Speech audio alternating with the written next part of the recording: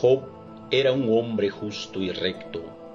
Temía a Dios y se apartaba del mal. Vivía en la tierra de Uz y su vida era un ejemplo de integridad, obediencia y fe. Tenía una familia grande, hijos que se reunían con alegría y abundantes bienes. Era respetado por todos, pero aun con todo lo que poseía, Job nunca confió en sus riquezas, sino en Dios. Cada día oraba por sus hijos, ofrecía sacrificios por ellos, aun sin saber si habían fallado, porque su mayor deseo era agradar a Dios. Job era un hombre bendecido, pero sobre todo un hombre fiel. Un día ocurrió algo que Job jamás vio ni escuchó. En el cielo, Satanás se presentó delante de Dios y puso en duda la fe de Job. Dijo que Job solo era fiel porque todo le iba bien, porque estaba protegido y bendecido.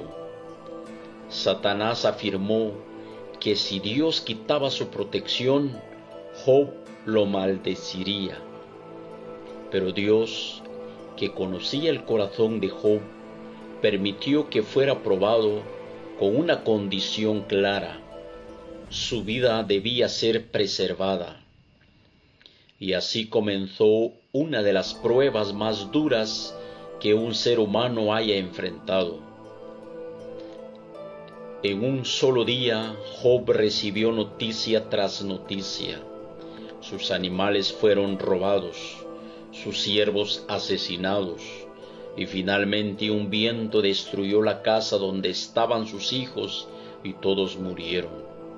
En cuestión de horas, Job lo perdió todo: familia, riquezas, seguridad, futuro. El dolor fue inmenso. Job se levantó, rasgó su manto, se postró en tierra y dijo: El Señor dio y el Señor quitó. Sea el nombre del Señor bendito.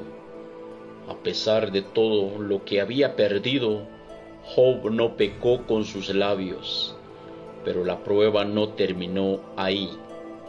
Satanás volvió a presentarse delante de Dios y dijo que el hombre podía soportar la pérdida de bienes, pero no el dolor en su propio cuerpo. Dios permitió una nueva prueba. Job fue herido con llagas dolorosas desde la planta de los pies hasta la coronilla de la cabeza. El dolor era constante, la vergüenza era profunda. Job se sentó sobre ceniza y rasgaba su piel con un pedazo de barro. Su esposa, quebrada por el sufrimiento, le dijo: ¿Aún retienes tu integridad? Maldice a Dios y muérete. Pero Job respondió: ¿recibiremos de Dios el bien y no recibiremos también el mal? Aún así, Job no entendía. No comprendía por qué Dios guardaba silencio. No sabía por qué, siendo justo, atravesaba tanto dolor. 3 amigos llegaron para consolarlo. Cuando lo vieron de lejos, no lo reconocieron. Lloraron con él y se sentaron a su lado durante 7 días y 7 noches sin decir una palabra, porque su sufrimiento era grande. Pero cuando comenzaron a hablar, el dolor aumentó. Sus amigos insistían en que Job debía haber pecado. Decían que Dios no castiga al justo, que si sufría era porque había fallado. Job clamaba a Dios, se defendía, lloraba, preguntaba: ¿por qué me sucede esto?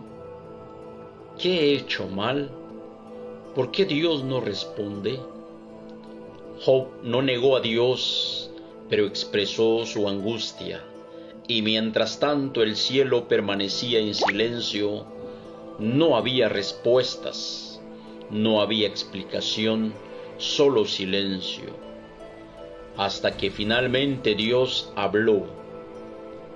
Dios no respondió todas las preguntas de Job, no explicó el motivo del sufrimiento, pero le mostró algo más grande, su poder y soberanía. Dios le habló desde el torbellino y le dijo: ¿Dónde estabas tú cuando yo fundaba la tierra? ¿Has ordenado tú a la mañana? ¿Conoces tú los misterios del universo?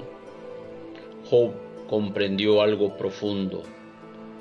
Dios seguía siendo Dios, aún el dolor, aún en el silencio, aún en la prueba. Entonces Job respondió con humildad: de oídas te había oído, pero ahora mis ojos te ven.